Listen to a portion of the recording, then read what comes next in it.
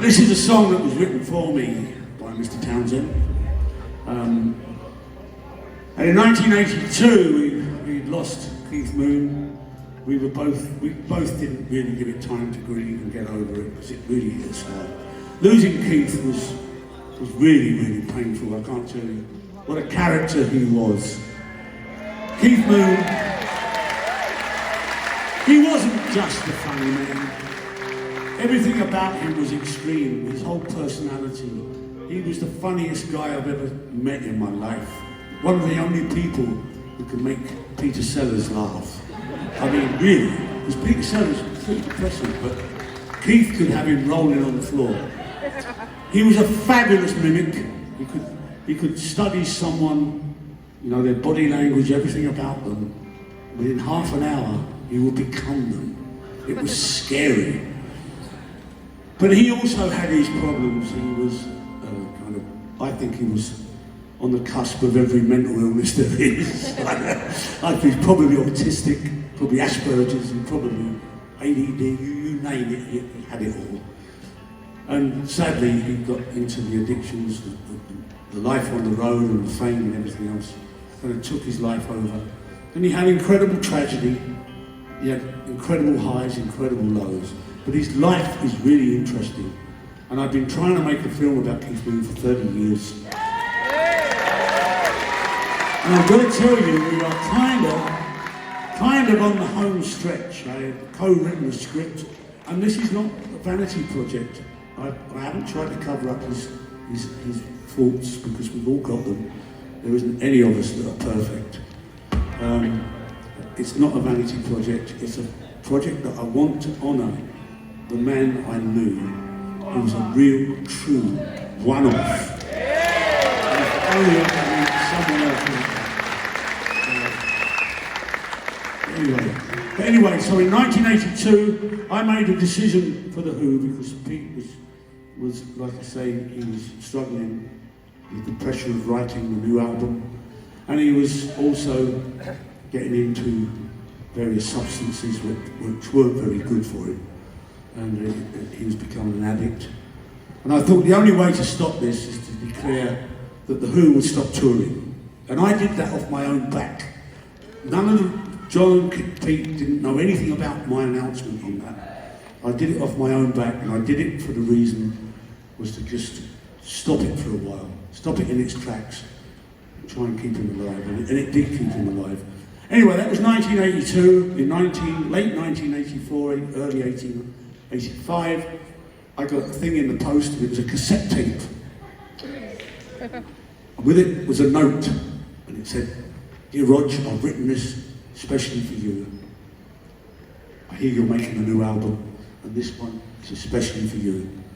And here it is now, because that song is a message from Pete that he was ready to get back to it, and The Who were finished. So here we go. I heard a voice asking, what happens after the fire?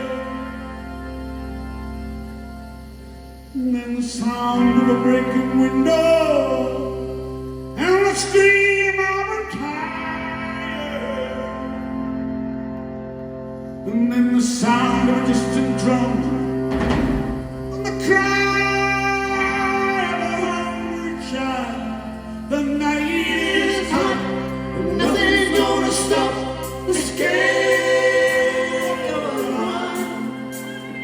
And after the fire still burns, the heart grows on, but never ever learns. The memory's stored, and the soul always used.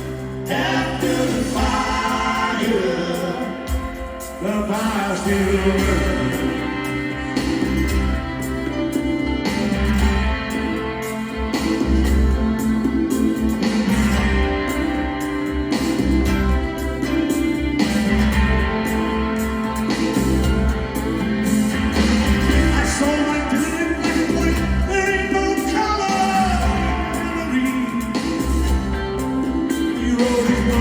Across the TV while I was laughing at another week.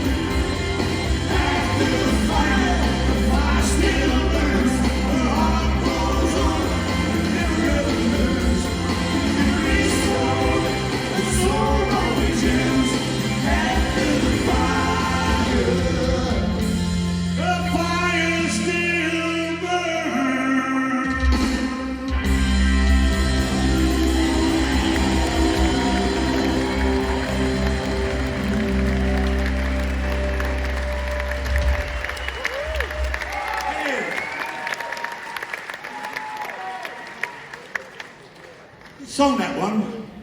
Very good song.